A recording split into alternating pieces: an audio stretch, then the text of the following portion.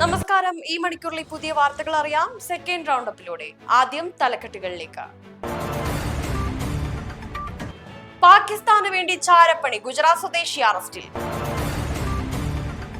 വാളയാർ ആൾക്കൂട്ടക്കൊല അന്വേഷണത്തിന് 10 അംഗ പ്രത്യേക സംഘം. തൊഴിലുറപ്പ് ബിൽ വിശദീകരിക്കും ക്യാമ്പയിനുമായി കേന്ദ്ര സർക്കാർ. കിട്ടിയ സ്വർണത്തിന് പകരം പണം ദേവസ്വത്തിന് നൽകി, ജാമ്യഹർജിയിൽ ഗോവർദ്ധൻ. ടേക്ക് ഓഫിന് പിന്നാലെ യന്ത്ര തകരാർ, എയർ ഇന്ത്യ വിമാനം അടിയന്തരമായി തിരിച്ചിറക്കി. വാർത്തകൾ വിശദമായി. രാജ്യസുരക്ഷയുമായി ബന്ധപ്പെട്ട നിർണായക വാർത്ത. പാകിസ്ഥാന് വേണ്ടി ചാരപ്പണി നടത്തിയ ഗുജറാത്ത് സ്വദേശി പിടിയിൽ.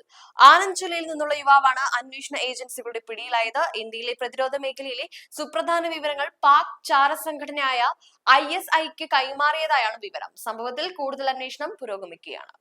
കർണാടകയിലെ മാൽപേ ഷിപ്പ്യാർഡിൽ നിന്ന് ഇന്ത്യൻ നാവികസേനയുടെ യുദ്ധക്കപ്പലുകളെ കുറിച്ചുള്ള രഹസ്യ വിവരങ്ങൾ പാകിസ്ഥാന് ചോർത്തി നൽകിയ കേസിൽ ഒരാൾ കൂടെ അറസ്റ്റിലായി. ഗുജറാത്തിലെ ആനന്ദ് ജില്ലയിൽ നിന്നുള്ള ഹിരേന്ദ്രകുമാർ ഭാരത് കുമാർ ഗതായത്തിനെയാണ് ഉടുപ്പി ജില്ലാ പോലീസ് അറസ്റ്റ് ചെയ്തത്. ഈ ചാരവൃത്തി കേസിൽ അറസ്റ്റിലാകുന്ന 3ാമത്തെ വ്യക്തിയാണിത്. ഈ കേസിൽ നേരത്തെ അറസ്റ്റിലായ ഉത്തർപ്രദേശ് സ്വദേശികളായ രോഹിത്, സാന്ദ്രി എന്നിവർക്ക് രഹസ്യ വിവരങ്ങൾ കൈമാറാൻ ആവശ്യമായ മൊബൈൽ സിം കാർഡുകൾ സ്വന്തം പേരിൽ എടുത്തു നൽകിയത് ഹിരേന്ദ്രകുമാറാണെന്ന് പോലീസ് കണ്ടെത്തി. ഈ സിം കാർഡുകൾ ഉപയോഗിച്ചാണ് പ്രതികൾ പാകിസ്ഥാനിലെ ചാര സംഘടനകളുമായി ബന്ധപ്പെട്ടതും വാട്സപ്പ് വഴി വിവരങ്ങൾ കൈമാറിയതും.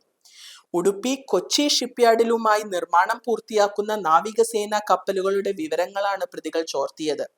ഷിപ്പ്യാർഡിലെ സുരക്ഷാ ജീവനക്കാർക്കും ഉദ്യോഗസ്ഥർക്ക് പോലും കർശന നിയന്ത്രണമുള്ള കപ്പലുകളുടെ ഐഡന്റിഫിക്കേഷൻ നമ്പറുകളും മറ്റ് നിർണായക വിവരങ്ങളും പാകിസ്ഥാനിലെ ഹാൻഡ്ലർമാർക്ക് ഇവർ കൈമാറിയിരുന്നു. പണത്തിനു വേണ്ടിയാണ് പ്രതികൾ രാജ്യസുരക്ഷയെ ബാധിക്കുന്ന ഇത്തരം പ്രവൃത്തികൾ ഏർപ്പെട്ടതെന്ന് അന്വേഷണ സംഘം സ്ഥിരീകരിച്ചു. കേസിലെ മുഖ്യപ്രതിയായ രോഹിത് കഴിഞ്ഞ 18 മാസമായി ഇത്തരത്തിൽ വിവരങ്ങൾ ചോർത്തിയിട്ടുണ്ടായിരുന്നു എന്നാണ് പ്രാഥമിക നിഗമനം. നിലവിൽ ഭാരതീയ ന്യായ സംഹിത, ഔദ്യോഗിക രഹസ്യ നിയമം എന്നിവ പ്രകാരം കേസ് രജിസ്റ്റർ ചെയ്ത് അന്വേഷണം പുരോഗമിക്കുകയാണ്. News desk, ഗ്ലോബോൺ. വാളയാർ ആൾക്കൂട്ട കൊലപാതകം അന്വേഷിക്കുവാൻ 10 അംഗ പ്രത്യേക സംഘത്തെ രൂപീകരിച്ചു. പാലക്കാട് SP നേരിട്ടുള്ള മേൽനോട്ടത്തിലായിരിക്കും പ്രത്യേക സംഘം അന്വേഷണം നടത്തുക. പ്രതികളുടെ ജാതി സർട്ടിഫിക്കറ്റ് പരിശോധിച്ച ശേഷം SC അല്ലെങ്കിൽ ST അട്രോസിറ്റി നിയമപ്രകാരമുള്ള വകുപ്പുകൾ ചുമത്തും. പാലക്കാട് വാളയാർ അട്ടപ്പള്ളത്ത് അതിഥി തൊഴിലാളിയായ രാംനാരായൺ ബാഗിയിൽ ആൾക്കൂട്ട മർദ്ദനത്തിനിരയായി കൊല്ലപ്പെട്ട സംഭവത്തിൽ അന്വേഷണം ഊർജിതമാക്കി. പാലക്കാട് ജില്ലാ പോലീസ് മേധാവി അജിത് കുമാർ IPSന്റെ നേതൃത്വത്തിൽ 10 അംഗ പ്രത്യേക അന്വേഷണ സംഘത്തെ കേസ് പഠിക്കാനായി നിയോഗിച്ചു. കേസ് ഡയറി ക്രൈംബ്രാഞ്ച് DYSPക്ക് കൈമാറിയതായും കൃത്യമായി ശാസ്ത്രീയ തെളിവുകളുടെ അടിസ്ഥാനത്തിൽ അന്വേഷണം പൂർത്തിയാക്കുമെന്ന് ജില്ലാ പോലീസ് മേധാവി അറിയിച്ചു. നിലവിൽ കൊലപാതക കുറ്റം ചുമത്തിയാണ് കേസെടുത്തത്. എങ്കിലും ഇത് ആൾക്കൂട്ട കൊലപാതകമായി തന്നെ പരിഗണിച്ച് ശക്തമായ നടപടികൾ സ്വീകരിക്കുമെന്ന് അധികൃതർ ഉറപ്പു നൽകി. സംഭവവുമായി ബന്ധപ്പെട്ട് അട്ടപ്പാളം സ്വദേശികളായ 5 പേരെ ഇതിനോടകം പോലീസ് അറസ്റ്റ് ചെയ്തിട്ടുണ്ട്. പ്രതികളായ അനു, പ്രസാദ്, മുരളി, അനന്തൻ, വിപിൻ എന്നിവരെ കോടതി റിമാൻഡ് ചെയ്തു.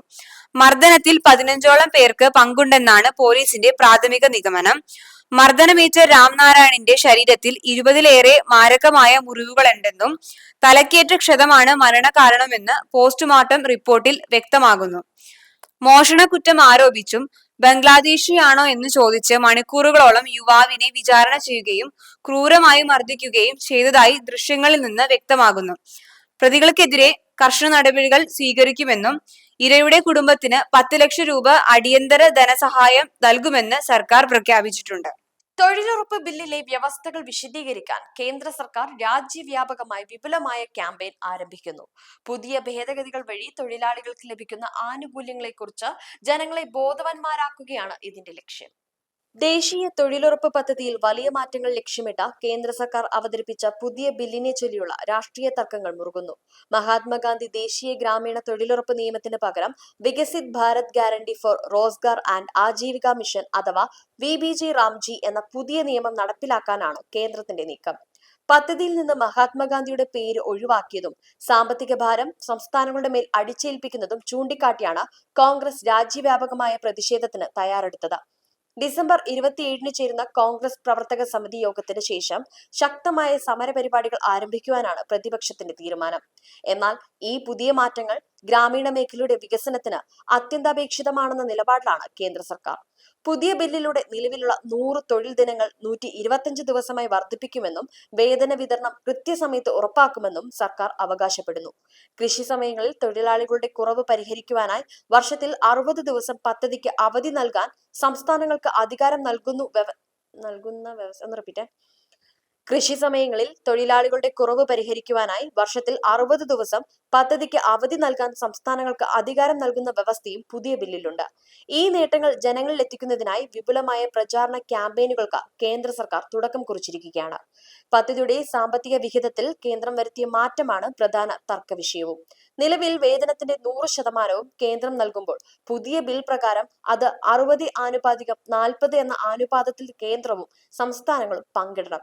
കേരളം ഉൾപ്പെടെയുള്ള സംസ്ഥാനങ്ങൾക്ക് ഇത് വലിയ സാമ്പത്തിക പ്രതിസന്ധി സൃഷ്ടിക്കുമെന്ന് പ്രതിപക്ഷം ആരോപിക്കുന്നുമുണ്ട്. വരാനിരിക്കുന്ന നിയമസഭാ തെരഞ്ഞെടുപ്പുകൾ മുന്നിൽ കണ്ട ഈ വിഷയം രാഷ്ട്രീയമായി ഉയർത്തുവാനാണ് കോൺഗ്രസിന്റെ നീക്കം. അതേസമയം പദ്ധതിയിൽ സുതാര്യത ഉറപ്പാക്കുവാനും ആധുനികവൽക്കരിക്കുവാനുമാണ് പുതിയ നിയമമെന്നാണ് കേന്ദ്ര കൃഷി മന്ത്രി ശിവരാജ് സിംഗ് ചൗഹാൻ വിശദീകരിക്കുന്നത്. ന്യൂസ് ഡെസ്ക് ഗ്ലോബോൺ. ശബരിമലയിലെ സ്വർണവുമായി ബന്ധപ്പെട്ട കേസിൽ പ്രതിയായ ഗോവർദ്ധൻ ജാമ്യത്തിനായി കോടതിയെ സമീപിച്ചു. തനിക്ക് ലഭിച്ച സ്വർണത്തിന് പകരമായി ദേവസ്വം ബോർഡിന് പണം നൽകിയിട്ടുണ്ടെന്നാണ് ജാമ്യ ഹർജിയിലെ പ്രധാന അവകാശവാദം. സ്വർണം കൈക്കലാക്കിയെന്ന ആരോപണത്തിന് മറുപടിയായാണ് പണം തിരികെ നൽകിയെന്ന വാദവുമായി അദ്ദേഹം രംഗത്തെത്തിയത്. ശബരിമല സ്വർണ്ണക്കൊള്ള കേസിലെ മുഖ്യപ്രതിയും ബെല്ലാരിയിലെ സ്വർണ്ണ വ്യാപാരിയുമായ ഗോവർദ്ധൻ ഹൈക്കോടതിയിൽ സമർപ്പിച്ച ജാമ്യാപേക്ഷയിൽ അതീവ ഗൗരവമായ വെളിപ്പെടുത്തലുകളാണ് നടത്തിയിരിക്കുന്നത്. ശബരിമലയിൽ നിന്നും ലഭിച്ച സ്വർണത്തിന് പകരമായി താൻ കൃത്യമായി പണം നൽകിയിട്ടുണ്ടെന്നും അതിന് ബന്ധപ്പെട്ട രേഖകൾ തന്റെ പക്കലുണ്ടെന്നും അയാൾ കോടതിയിൽ അവകാശപ്പെട്ടു. മുഖ്യപ്രതിയായ ഉണ്ണികൃഷ്ണൻ പോറ്റിക്ക് പലപ്പോഴായി 1.5 കോടി രൂപ കൈമാറിയിട്ടുണ്ടെന്നും സ്വർണത്തിന് തുല്യമായ തുക അടച്ചതിനാൽ മോഷണ കുറ്റം നിലനിൽക്കുന്നില്ലെന്നുമാണ് പ്രതിഭാഗത്തിന്റെ വാദം. എന്നാൽ ശബരിമലയിലെ ദ്വാരപാലക ശില്പങ്ങളിൽ നിന്നും നടപ്പന്തലുകളിൽ നിന്നും അപഹരിച്ച സ്വർണം ഉരുക്കി മാറ്റിയ നിലയിൽ ഗോവർദ്ധന്റെ ജ്വല്ലറിയിൽ നിന്നും അന്വേഷണ സംഘം കണ്ടെത്തിയിരുന്നു. ഈ സ്വർണം ശബരിമലയിലേതാണെന്ന് അറിഞ്ഞുകൊണ്ട് തന്നെയാണ് ഗോവർദ്ധൻ വാങ്ങിയതെന്നും ഇതിന് പിന്നിൽ ഉന്നത ഉദ്യോഗസ്ഥർ ഉൾപ്പെടെ വലിയൊരു ഗൂഢാലോചന നടന്നിട്ടുണ്ടെന്നും പ്രോസിക്യൂഷൻ കോടതിയിൽ വ്യക്തമാക്കി. സ്വർണപ്പാളികൾ അറ്റകുറ്റപ്പണികൾക്കായി കൊണ്ടുപോയപ്പോൾ സ്വർണത്തിന് പകരം ചെമ്പ് പൂശിയ പാളികൾ തിരികെ നൽകിയ സംഭവത്തിൽ മുൻ ദേവസ്വം ബോർഡ് ഉദ്യോഗസ്ഥർക്കും പങ്കുണ്ടെന്ന് അന്വേഷണ റിപ്പോർട്ട് ചൂണ്ടിക്കാട്ടുന്നുണ്ട്. കേസിന്റെ അന്വേഷണം വൈകുന്നതിനെതിരെ രൂക്ഷ വിമർശനം ഉന്നയിച്ച ഹൈക്കോടതി പ്രതിയുടെ ജാമ്യാപേക്ഷയിൽ പോലീസിനോട് വിശദമായ റിപ്പോർട്ട് ആവശ്യപ്പെട്ടിരിക്കുകയാണ്. ഡൽഹി വിമാനത്താവളത്തിൽ എയർ ഇന്ത്യ വിമാനം അടിയന്തരമായി തിരിച്ചിറക്കി. മുംബൈയിലേക്ക് പുറപ്പെട്ട AI-887 വിമാനമാണ് യന്ത്ര തകരാറിനെ തുടർന്ന് അടിയന്തര ലാൻഡിംഗ് നടത്തിയത്. ടേക്ക് ഓഫിന് പിന്നാലെ ഇന്ധന ടാങ്കിലെ മർദ്ദം ഗണ്യമായി കുറഞ്ഞതോടെയാണ് വിമാനം അടിയന്തരമായി തിരിച്ചിറക്കാൻ പൈലറ്റ് തീരുമാനിച്ചത്. യാത്രക്കാരും ജീവനക്കാരും സുരക്ഷിതരാണ്. ഇന്ന് പുലർച്ചെയായിരുന്നു സംഭവം.